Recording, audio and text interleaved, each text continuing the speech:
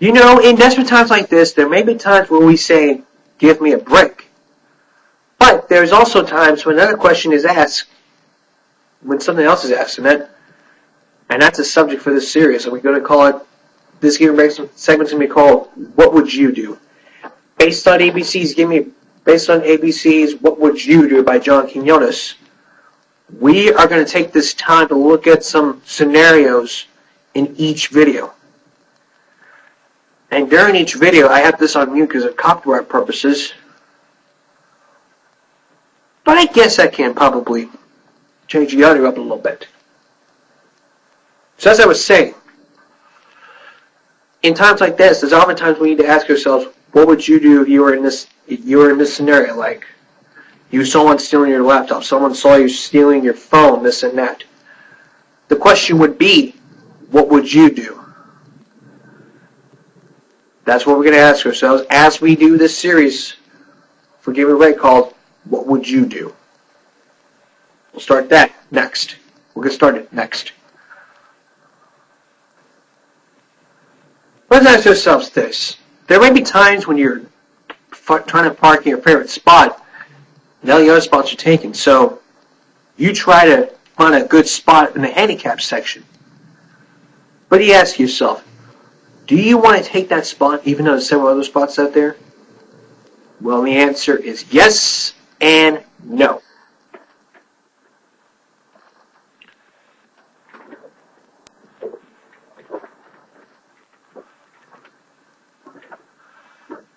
As this video showed, there can be perfect examples from how to use this handicap spot if you don't have what's called a handicap plate. So, with this video, let me tell you, in just a few minutes, you're going to watch the same scene again with the actors from What Would You Do? And in that scenario, you can ask yourselves, do I want to put myself in this situation to help out, or do I want to be the one to ignore it? Here's the video.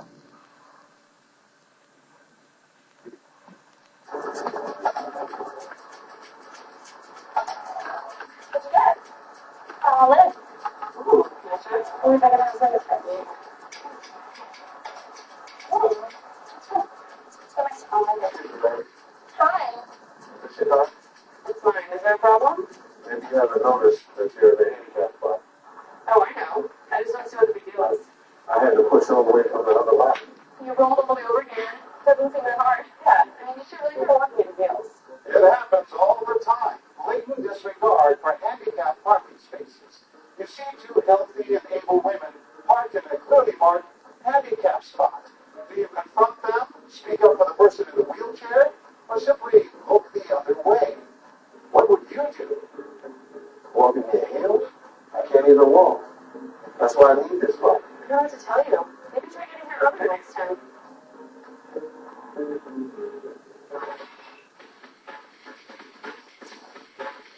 Our actors, Lauren and Madison, are illegally parked in the handicap spot next to Rita in Oak Ridge, New Jersey. Excuse me, ladies. I don't know if you noticed you parked in a handicap spot. Sorry. Yeah. I don't know you were here when we got here, so. I understand, but that's why they designed this spot for us.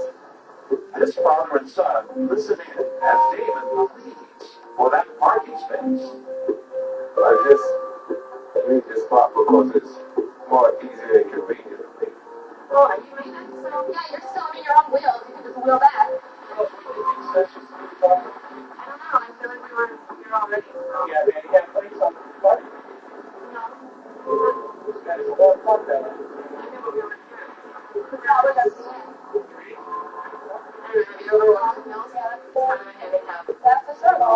With his words falling on deaf ears, this young son has dad's back. Yeah, but he's a chair. He's okay. He's wheeled around. What do you want to do? Yeah, we're not going to be able to get there anyway. We're going to be done, so I mean, you can just share ice cream. Okay, go ahead. That's fine. Excuse me, sir, how are you? I'm trying to keep you on this. Part of a TV show called What Would You Do?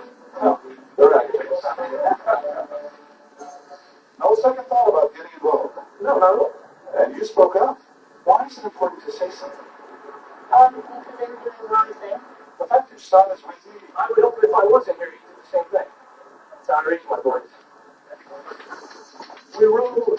Okay, in the futures like this, we're going to do one segment at a time where we look at something from each video, from each segment, and then we ask yourselves, what do we do in that situation? Now, what you just saw clearly just understood us. You would have to stand up for your spot, or have someone else stand up for you. That's a good point right there. Have like two people come in. If one person cannot help you in that situation, there's always a second opinion. Your son can stand up for you, or your friend or your girlfriend can can help you stand up for that person. Either way, they got your back. It's not a big issue.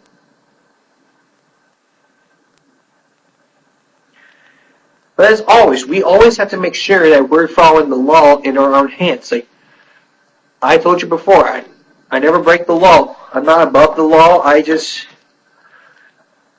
obey the law. I obey the law. I don't back out from the law. I just do what's right, and I just do what's right, and something needs to be done. It has to be done. So that's going to be in future shows. We're going to look at something like this. We're going to recap the situation, and then we'll be done from there. I just wanted to give you an example of what would happen.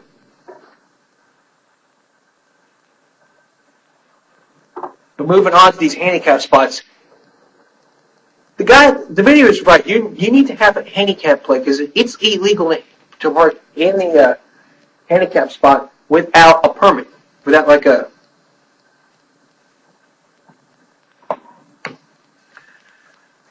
without a handicap plate. If you have a handicap plate, then you're required to park in that space.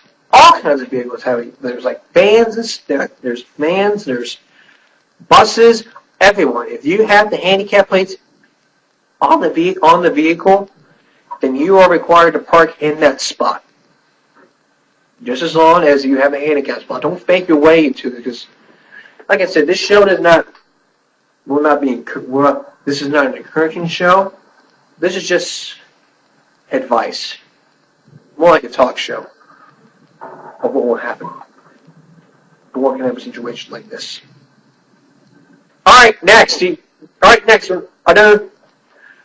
another important what would you do situation. I know, but this ain't in the video. What would you do if you were a teacher and you saw a student parking in your spot? This is way different than that. This is a different question. This ain't going back to the handicap situation. So, think about this during the break. What would you do as a teacher? What would you do if a student parked in the teacher's spot? Stay with us. Okay, picture this next scene. Picture this next scene as a teacher and a student. Your student come to school and you want to decide where to park at. All the other spaces are gone, so you see a little teen in there. You think to yourself, well, wait a minute, isn't it a teacher's spot? But your instinct tells you to park in that spot. And you say to yourself, wait a minute, will I ever get in trouble? And then you're like, and you're going to say, and you might say to yourself, no, you might get away with it. So what would you do? So, before I ask you, as a teacher, what would you do if you saw a student parked in the teacher's spot?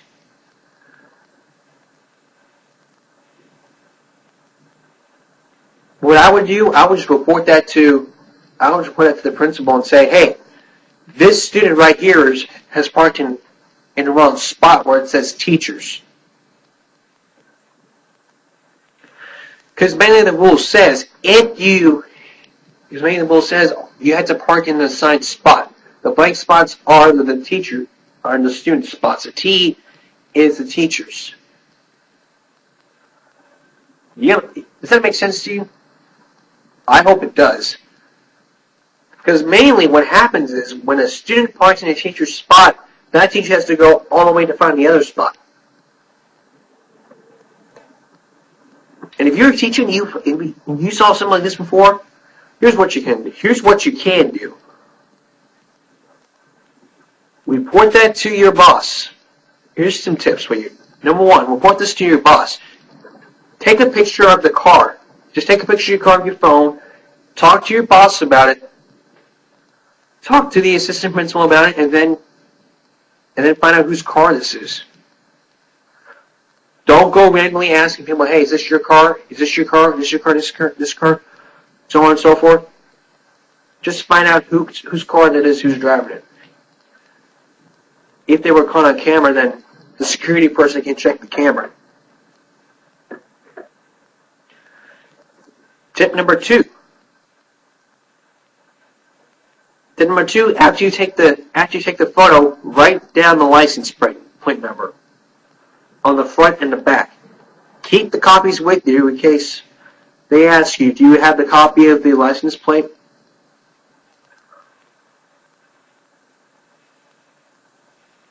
And if so, have them look at the copy of the license plate.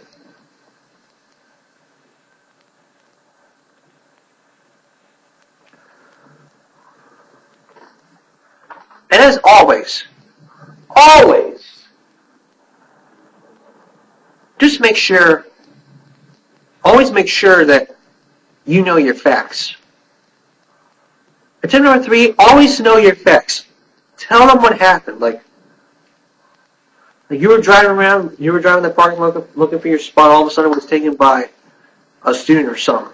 If it wasn't your teacher, hey, no problem. Some of the parking spaces you see at the Bluff have a little T in it. If you see that, that's a teacher's spot. All teachers have that T's, not the students. The students are like the blank ones.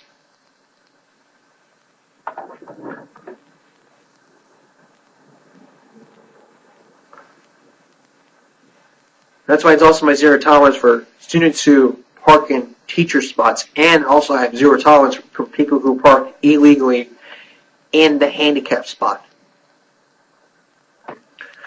We're going to move on to another topic. Next, we're going to talk about. Next we're going to talk. Right. When we return, we're going to talk about. Let's see.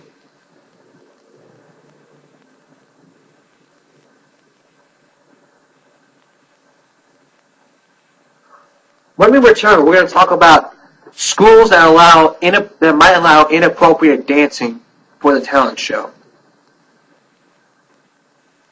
And look at a video that will explain it. What? More? Give me a break when we return.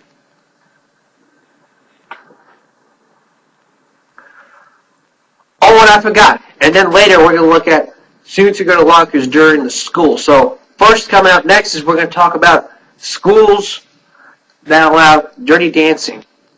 And then later we're going to look at students who decide to use their lockers during class. That's next.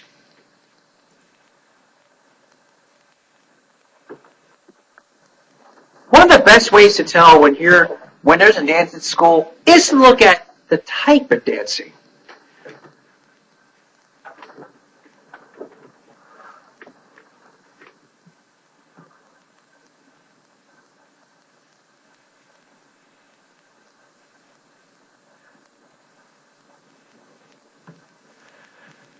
It's like when you look at something white like this, you're probably not thinking to yourself, maybe that's a little inappropriate there. But it'll be up to the assistant principal or the principal to shut down all dances if that can happen. If that can happen this way.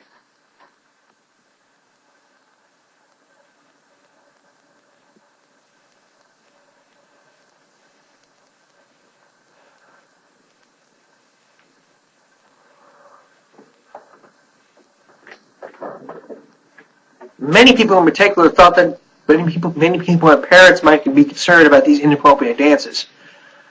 So for the sake of students and parents around, what we're going to teach you is how to spot any dirty dancers, and ask yourself in this question, what would I do if I saw this kind of dancing? Okay, here is the video.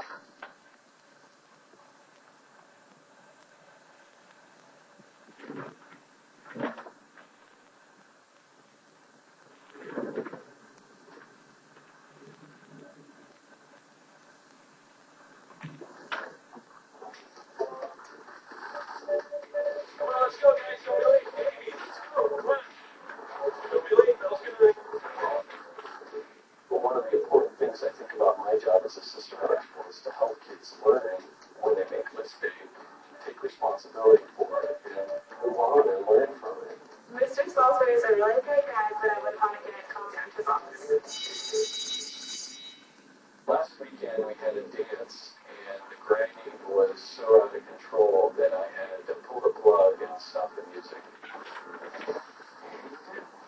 My goal in bringing these two guys in is to sit down and have a conversation and hopefully get them to the point that they understand the line that's been crossed and hopefully help me come up with some solutions on how to fix this problem of dirty dancing. Do you have any idea why I called you guys down here? It's because of the dance. Okay. And dirty dancing. Dirty dancing. Grinding. Okay, that might be a good word for it. Grinding is when guys and girls are letting kids do a lot of touching little private parts, areas. Why did I call you guys and maybe not somebody else? You're leaders. Okay? You're student leaders. And what you guys are doing, everybody else is going to follow. Okay? I can shut down dances like other schools have, but I don't want to be that guy if I don't have to.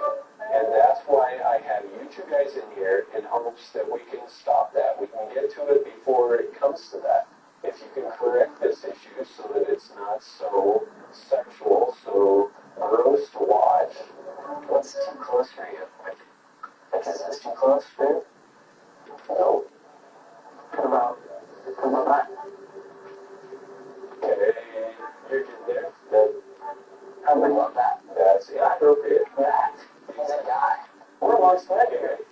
When you're dancing, it's like, so if we're in a dance, what do you want me to do? Alright, I'll say we're in the dance, right? We're just kind of going with the flow. Is this too close to dance? You're not touching. To me, that's okay. So if it's covered like the what if we put it in a bend over? Okay, now you're getting to the kind of dancing that's not okay. Exactly what I'm talking about. What about just tying my shoe? And I have me standing behind him, stretching. Yeah. I was just bending over and tying my shoe and he's stretching. Not a big deal. Okay, you guys are completely off task here. No, we're not. We're not. We're trying to cripple the light. Nothing to do with you showing small. It's not even really like this close. That's not appropriate. It's not appropriate. There needs to be some space because it's too big. You're not grinding body parts. This is so appropriate right now. Look at this. And then we can post for it. Look at that. And then there's now he wants to be like meter stick away, just hey.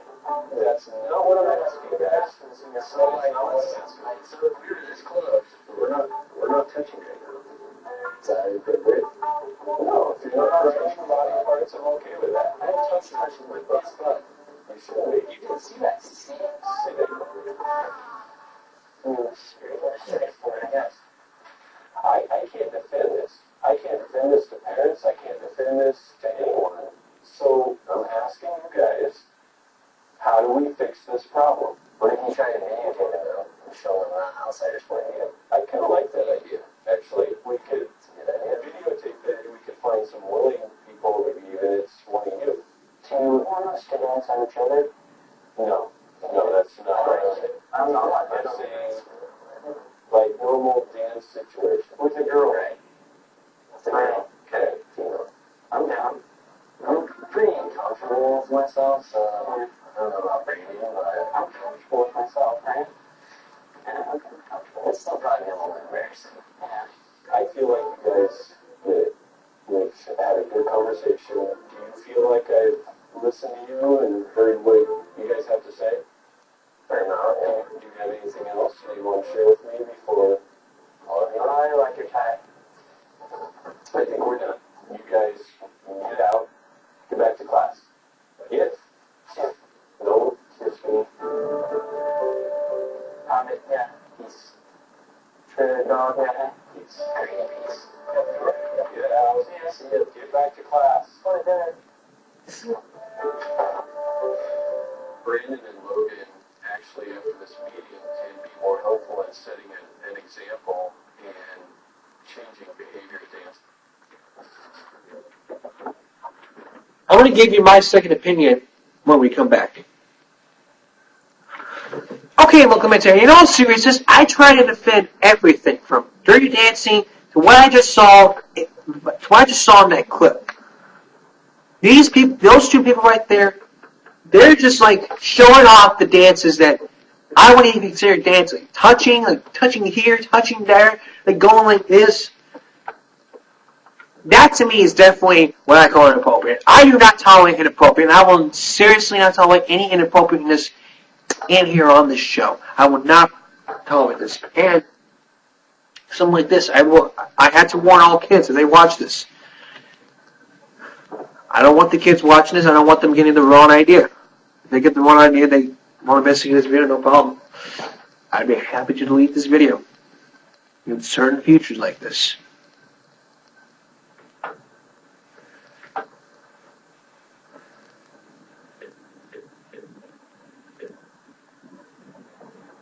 Right now, let's move on to another topic.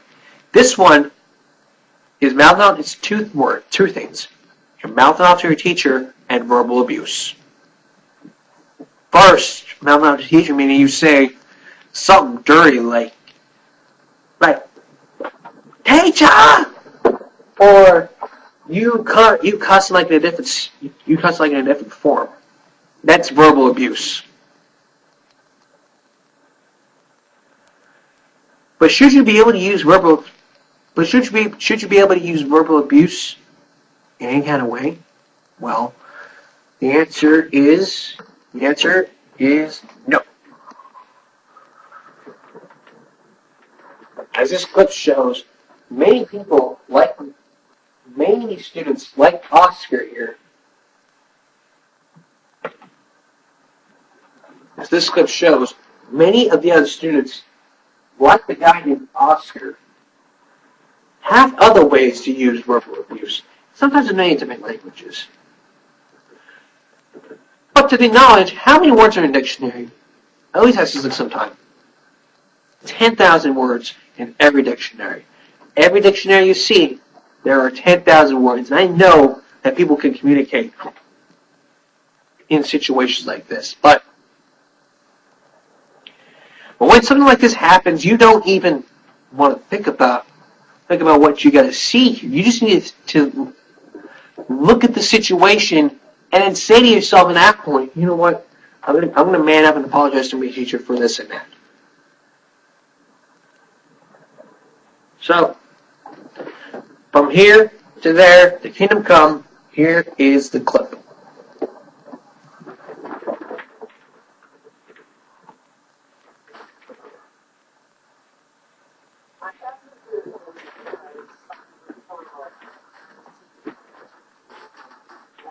According to the gym teacher, she writes, Oscar called me a bitch in Spanish. He later told me he was talking to the ground. He obviously was not. Stuff in those things because I've never said that word to her. And she's just saying I did, but nobody heard it. So, Oscar, tell me what happened. I said, Mami Paseo, which doesn't mean it's at all. And I was looking at the ground at the time when I said that, and I told her that. He said, no, he was talking to me. And I told her if I would have said it to her, I would have definitely like face to face. But what is the word bitch? What is that in Spanish? Oh, puta. Anytime you say anything negative to a teacher, curse or call them a name, it's considered verbal abuse. And the policy is 2 days of out-of-school suspension. The things, even now, I say that I think that's not that. The father was very apprehensive, so I decided that the teacher needed to be here. So I sent for Mrs. Scott. Mr. Pacheco came in because of the incident in the gym class with Oscar. And you know, Oscar calls me a bitch in Spanish. He later told me he was talking to the ground. He obviously was not. Did you hear the Spanish word? Yes, I did. What word did you hear? What was that? That wasn't really big, but you don't say that word. Yeah. Maybe you hear that or something else. But And I might have questioned whether or not I heard it, had he not taken ownership to it that first day. His first response was, I wasn't talking to you, I was talking to the ground. So he took ownership of saying that word, in fact, and the next day the whole tune changed. Well, that's not what I said, I actually said this instead. His frustration was taken out on me, but it was very offensive to me. This is a classic he said, she said, and the bottom line is what he said was inappropriate. And the thing that really upsets me is that his response to me was, oh, well, it doesn't matter, I'll just have my parents come in and get me out of it like they did last time. Oscar ain't getting out of this one. I'm so bothered by you. We'll just get your dad to come in. So, Dad, what do you think about where you now have when I hear that, I say, what can I say? Please don't do it again. Because it's not good for yourself. you crossed the line. You will have 2 days out of school suspension for verbal abuse. When you come back on Friday, it's a clean slate. That's right. I think we're all set. I do appreciate you coming in, Scott, and Ms. Pacheco. I'll try to stay out of trouble because sometimes I can't always control my anger because anytime I get in trouble, but most likely I do.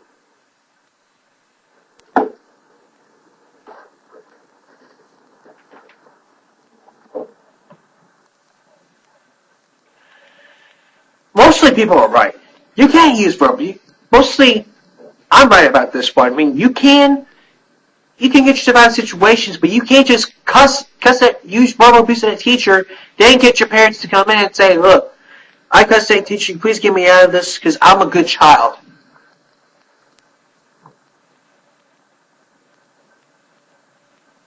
Nobody in their right mind would have a doubt to. Let me tell you, no one in their right mind would have to use the power of authority with the parent or the parents of the child to get themselves out of trouble. That's on you. If your parents say to stay out of trouble, stay out of trouble. Period. Don't get yourself in a situation where if you're angry with the teacher, you cuss at her. If you're upset before you blow a fuse, you go straight to the administrator. Simple as that. Don't be howling at the moon, cussing your teacher, this and that. No verbal abuse like that. We don't want anyone getting in trouble. I don't promote any type of stuff like this. Well, my final topic in a moment. Here is our final topic of the day. Mostly, when people go to... What's the one thing people do when they get out of school? No, it's not skip class to go get lunch or see their girlfriend. It's like go into the lockers. Many of these schools have these kind of policies where you can't use your locker until before school, during lunch, and after school.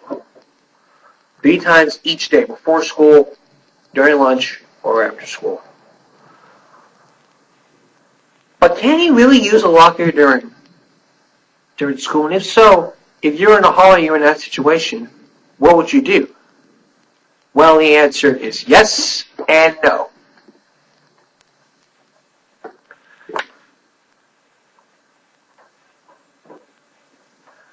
East Providence, they have their own kind of policy where you can't use your locker during these school hours. And probably if you do, then Dr. Caswell can get pretty upset when it comes to stuff like this. But clearly, when you're in a situation like this, it's like, hey, what do I do in this kind of situation? What do I get myself into? Do I get myself out of trouble like this, or do I just sit there and ignore the situation that I'm in? We are going to look at that today as we deal with a student who was at her locker when she was not supposed to be there. Her name is Mary. She was a singer.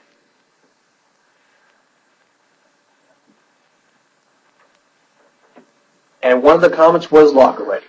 So here it is.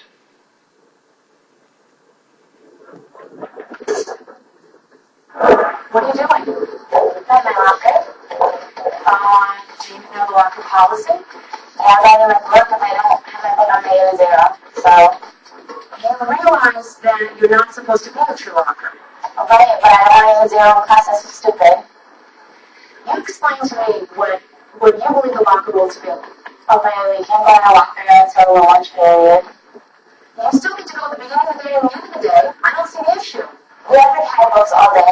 I'm pretty sure Dr. Kansas not walking around with 20 pounds of books on her back every day, so she really shouldn't be talking. If we don't get to class at 7:45, we have to go to the cafeteria. So either way, we're going to be late, so we'd rather get there and get credit for being there. Why don't you get to school earlier so you have plenty of time to do all that? I'm a senior in high school. I have a lot of homework. I have college applications. I have things to do. If you were really bringing all your books home and doing all your homework, you wouldn't need to be going to your locker in the morning, would you? I'm pretty sure I'm going to have 20% of my class. If I wasn't doing my homework, would I be there? No, so I'm honestly doing my homework. Don't use the attitude. Thank you very much. I don't care if you were number one in the class. Rules are for everybody. They're the same for all. No special privileges around here. Well, the rules stupid. Bottom line is, I don't care about all your excuses. You know what? You're going to have Saturday detention. I'm really not going to Saturday detention. Well, you're not going to really have an option at all. I will. I'm not going. If you don't go to Saturday detention, you will be suspended, and there's nothing I can do about that. You need to follow the policy. You need to follow the rule. And if not, you're going to have a world of hurt with you. So get yourself here earlier. Get yourself organized. And let's get back to class. Marion earned Saturday detention for her continued insubordination. If she doesn't watch it, she's going to have a suspension on her hands. I'll be back in a moment.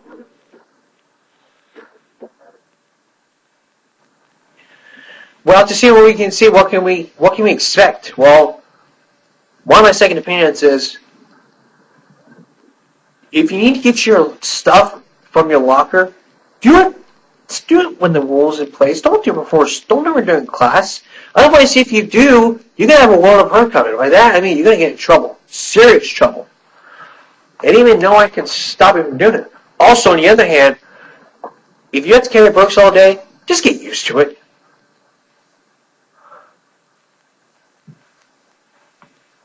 No one should have the right to carry all books all day. If you don't have the right to carry books all day, well, that's your problem. And if not, well, something I can do about it.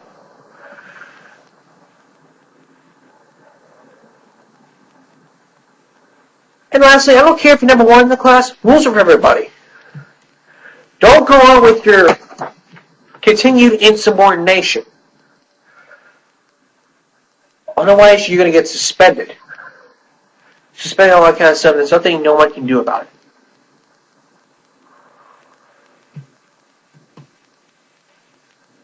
And if you continue the attitude, that's going to get you nowhere.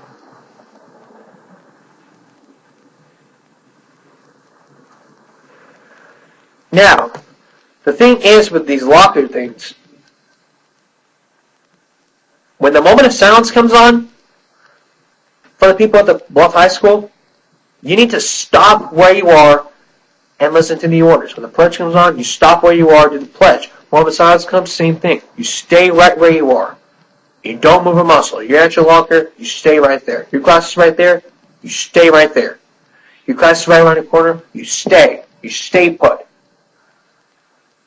No one might have the right to do this kind of crap, but frankly, if you do, then probably there's something I can do about it when, frankly, you see stuff like this happen in the future. As far as this, let's just all be in a peaceful environment. Let's just all be in a peaceful environment and do what we're told to do in situations like this. Tomorrow, what we're going to look at is